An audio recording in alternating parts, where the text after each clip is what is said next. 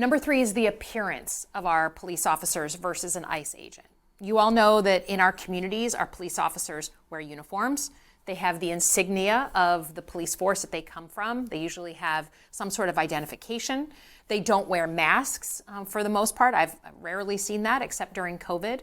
That's very different from ICE and the officers serving in ICE. They have no requirement to identify themselves as law enforcement, no insignia. They cover their faces with masks, which beyond being very frightening, I think, for people, is just makes it very hard to identify and have accountability on these folks. So very different standards on appearance. On warrants.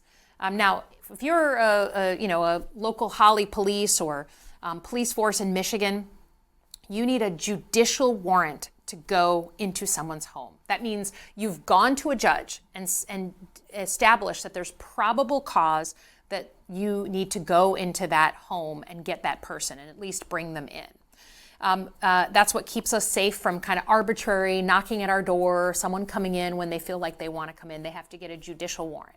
For DHS and ICE, they do not need a judicial warrant to enter your home. They're using what's called an administrative warrant.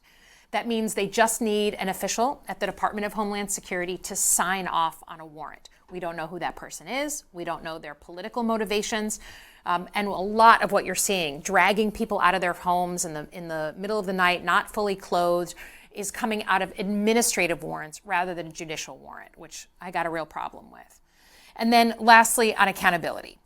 When there's been an incident in a local police force, if there's been a shooting, if there's been something that's gone on, there's almost always the same process, right? You take basically a big timeout. That officer involved in, let's say, the shooting of a civilian is put on administrative leave.